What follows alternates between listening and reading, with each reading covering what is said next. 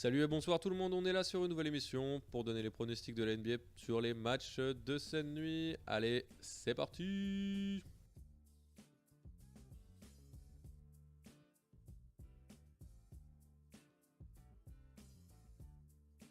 Alors, premier match de la soirée, c'est les Thunder qui sont à 30 victoires, 20 défaites et qui sont à 8 matchs d'affilée gagnés contre les Wizards qui sont à 27 victoires, 22 défaites. The Washington Wizards are staggering a bit, having lost 5 of their last 8. The Thunder have won 5 consecutive games. They have found... Donc, alors, on a là un match assez intéressant entre le 6ème de l'Est et le 5ème de l'Ouest. On a les deux meneurs les plus athlétiques de la NBA, c'est John Wall et Westbrook. Mais on ne sait pas si John Wall va jouer ce soir, ça dépendra des médecins.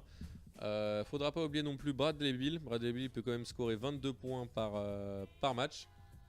Bon, après on peut s'attendre quand même à un beau duel entre le trio d'OKC et le duo de Washington.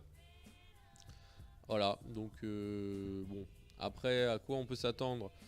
Voilà, malheureusement, Washington en fait, et malgré le fait qu'il soit meilleur à domicile, OKC il est quand même dans un état de forme jamais vu auparavant. C'est-à-dire que Westbrook il tourne en triple-double presque, il lui manque 0,5 au rebond, un truc comme ça. Il a dépassé LeBron dans le nombre de points depuis le début de la saison de 1 point, 1286 contre LeBron à 1285. Le mec il a le plus d'assists de l'NBA, il est à 500 encore devant LeBron. Truc marrant, les deux meilleurs en vol de balle c'est Paul George et Westbrook, premier et deuxième. Et en parlant de lui, Paul George il est totalement on fire en ce moment, on le reconnaît pas, on pourrait même pas croire que c'est le même joueur qu'en début de saison. C'est quand même assez impressionnant, le mec il est revenu à ses stats habituelles de quand il jouait à Indiana avant. Là il est à 21 points par match, il est à 5 rebonds, 3 assists. Si on y ajoute un Carmelo Anthony qui est quand même assez sérieux, qui est à 18 points par match, ça fait quand même du lourd au niveau du scoring. Chose qu'il n'avait pas avant, c'est que Steven Adams a pris une confiance incroyable et il a commencé à mettre son physique à profit et il commence à faire très très mal dans la raquette et il n'y a personne qui arrive vraiment à l'arrêter en ce moment. Il tourne entre 60% et 80%, il a fait 91% de réussite au field goal contre les Sixers, contre Joel Embiid. C'est quand même un putain de stat. Le mec a fait 20 points, 13 rebonds. C'est presque les mêmes scores que Joel Embiid. Voilà, donc pour moi là, ça va être très très dur d'arrêter OKC. Très très dur. Vu la hype qui panne sur OKC, le niveau des joueurs qui a augmenté individuellement aussi, pour moi c'est victoire d'OKC.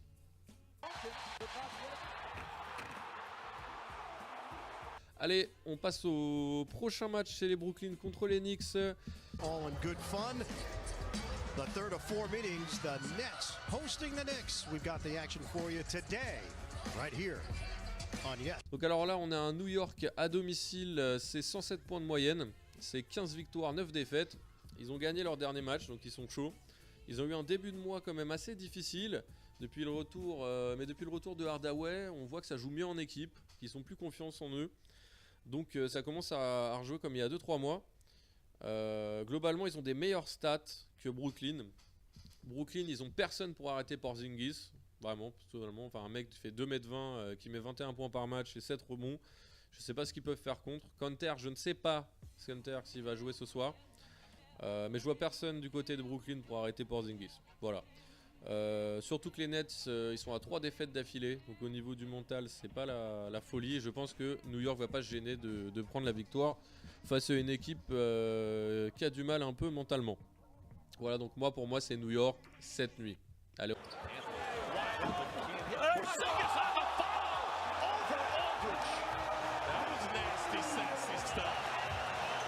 On passe au prochain match.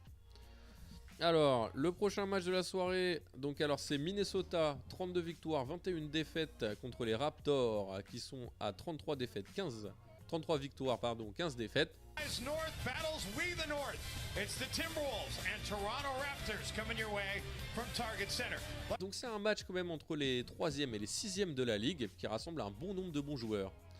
C'est-à-dire qu'on peut déjà énoncer que les Raptors, ils sont quand même un challenge en soi à domicile. Ils sont quand même à 18 victoires, 4 défaites, avec 112 points par match.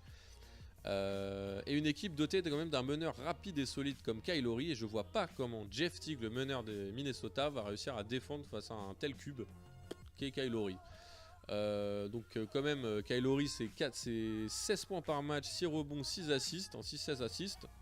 Et Jeff Teague c'est 13 points, 3 rebonds et 7 assists par match.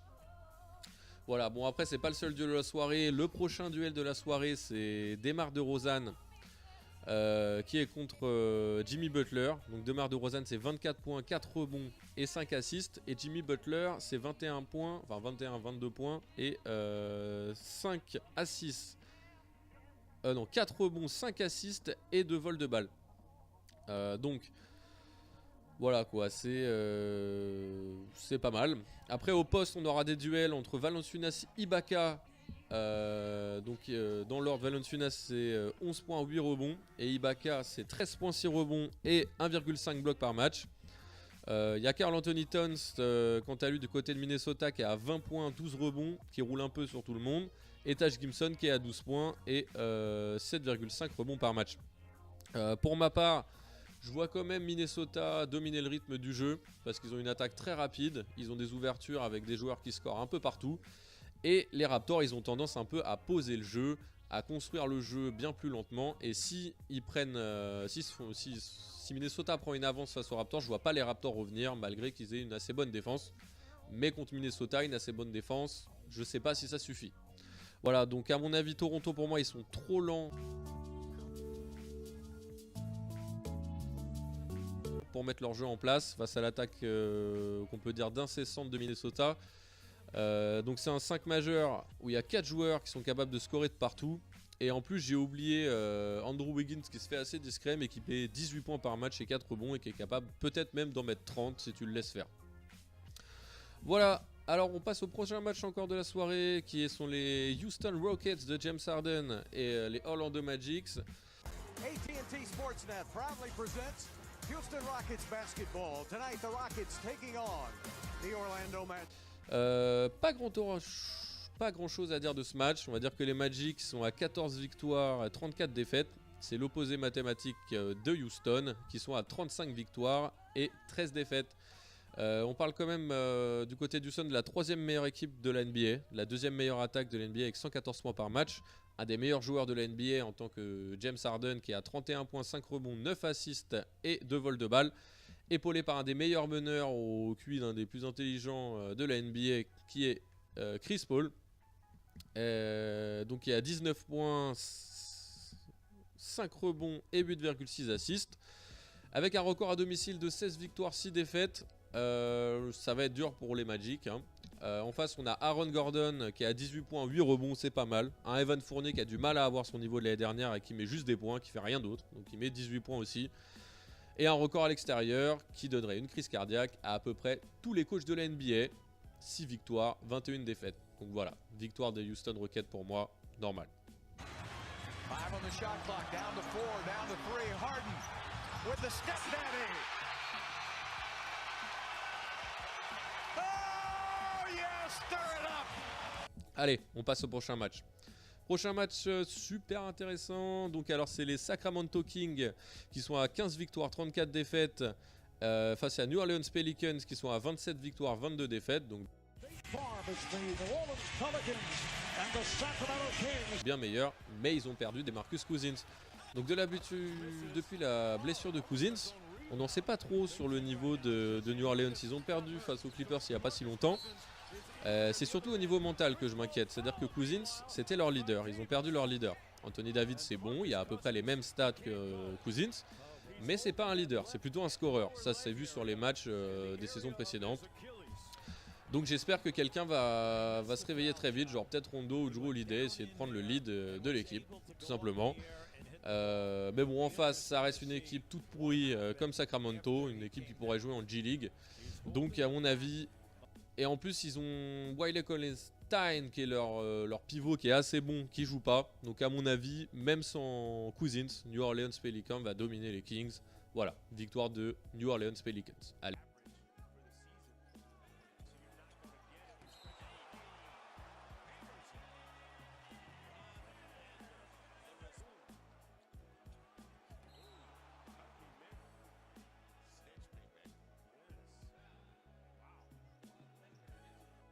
Et on passe au prochain match.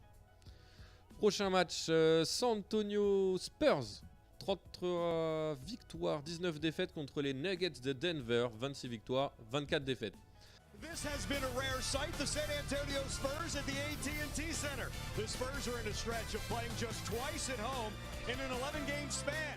Donc c'est sans nul doute, vu les résultats de San Antonio en ce moment, qui sont à 5 victoires, 5 défaites, 100 points de moyenne par match.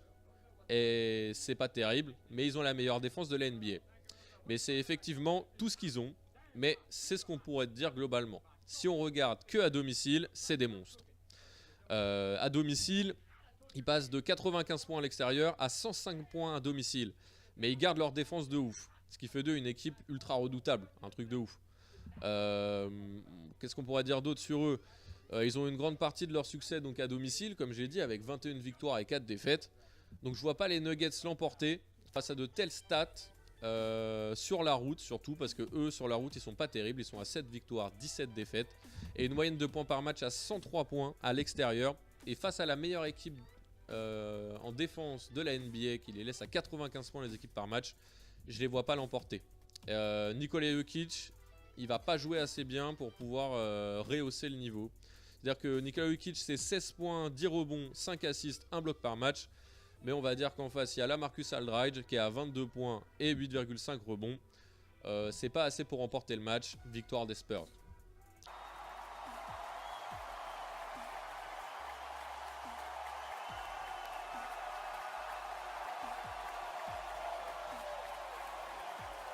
Alors, on va passer sur les deux derniers matchs de la soirée. Donc l'avant-dernier que j'ai, c'est les Cleveland Cavaliers, 29 victoires, 19 défaites, contre les Pistons, 22 victoires, 26 défaites.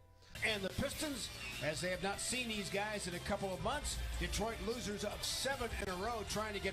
Alors qu'est-ce qu'on peut en dire d'eux? Pour commencer, les Pistons, ils sont aussi nuls en attaque. Austin doubles through two defenders, and look who comes up with the basketball. And he misses the slam dunk, and it's blocked from behind by Beverly. You're always taught to finish the play out. Que les Cleveland en défense. Here we go.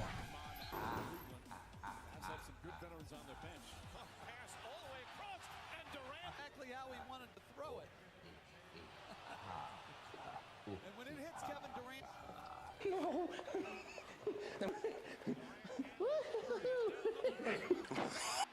Simplement, ils sont 24e de la ligue en attaque, les Pistons. Et les Cavaliers sont 26e en défense. C'est de la merde. Alors, les Pistons, ils sont sur comme un run ultra dégueulasse de 8 défaites d'affilée. Ils ont un record de 2-11, 2 victoires, 11 défaites dans le mois de janvier. C'est vraiment un des pires mois qu'ils aient fait.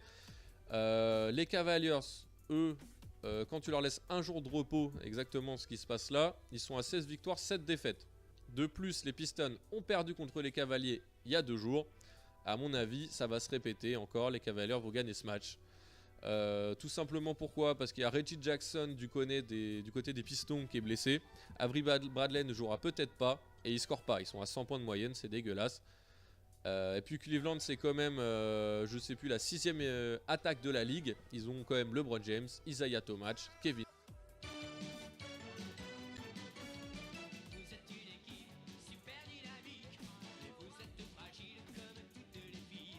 Love et le reste de l'équipe qui sont très très chauds, comme Kyle Korver, etc. Même si Dwayne Wade ne joue pas jusqu'à février, hein, il jouera pas avant février.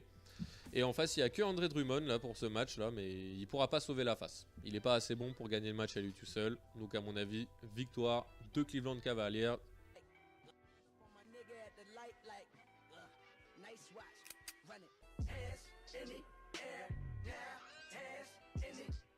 Tranquille. Alors on passe au dernier match de la soirée. Non, c'est pas le dernier match, c'est de la merde, c'est encore l'avant-dernier. J'en ai sauté un. Donc c'est les Warriors, Golden State Warriors qui sont à 40 victoires, 10 défaites face au Jazz, 21 victoires, 28 défaites. Bon, histoire de me répéter, je vous le dis, les Warriors, c'est le numéro 1 de la ligue. C'est le numéro 1 aussi de la ligue en nombre de points, 116 points par match. C'est le numéro 1 en termes de pourcentage au shoot, ils sont à 51% au shoot. C'est le numéro 1 aussi à 3 points, ils sont à 40% à 3 points. Au rebond défensif, ils sont 3e. En assist, ils sont premiers à 30 assists par match. Et c'est les premiers en bloc de shoot aussi. C'est aussi quoi? Stephen Curry, Kevin Durant, Thompson, Draymond Green. Et à l'extérieur, c'est 21 victoires, 4 défaites. C'est un truc de ouf. Et ils sont à 3 victoires d'affilée. Ça va être très très dur. Il va falloir un miracle au Jazz pour tout simplement gagner. Alors pour ça, il faudrait qu'ils jouent sur le seul défaut des Warriors, c'est-à-dire l'intérieur. Et ils ont ce qu'il faut à l'intérieur, car ils ont Rudy Gobert. Mais Rudy Gobert, est-ce qu'il est en forme physiquement pour jouer 48 minutes? Non. Est-ce qu'il a les mêmes stats que l'année dernière? Non. Même si ça revient un petit peu, ça suffira pas pour moi. Victoire des Warriors, logique.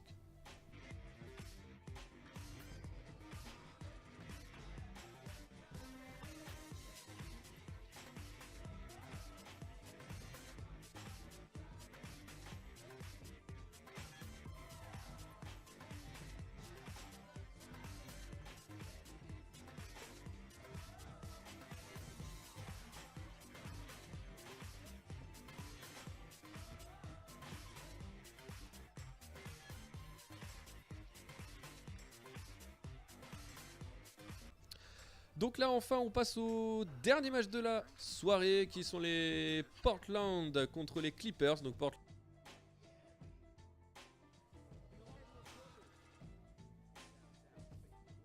sont à 25 victoires et 22 défaites et les Clippers qui sont à 25 victoires contre 24 défaites.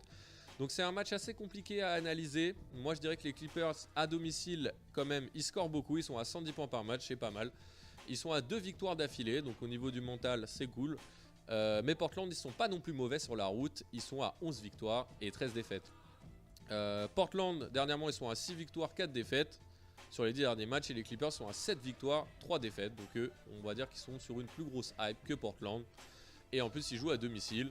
Donc voilà, pour moi à domicile et vu l'état de forme des Clippers en ce moment, je les vois l'emporter sur Portland. Lou Williams il est largement assez fort avec Griffin pour concurrencer Damian Lillard. C'est que Lou Williams c'est 23,5 points et 5,5 rebonds par match. Griffin c'est 22,6 points par match. Donc ça peut concurrencer Damian Lillard qui est à 25 points, 5 rebonds et 6 assists. Et CJ McCollum qui est à 21 points et 4 rebonds.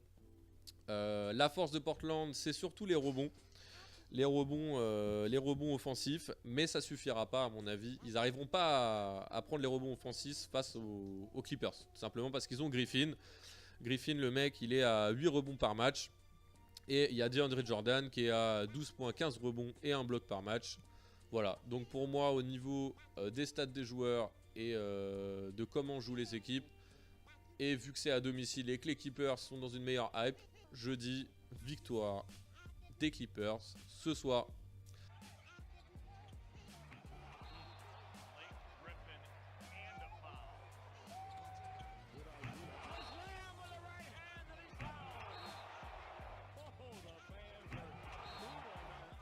Voilà, on en a fini sur les pronostics des matchs de ce soir. Dites-moi ce que vous en avez pensé dans les commentaires. Vous n'êtes pas obligé de me faire une analyse des matchs, mais vous pouvez me donner dans le descriptif des commentaires quelle équipe a gagné tout simplement. Et on essaye de voir le lendemain qui a gagné.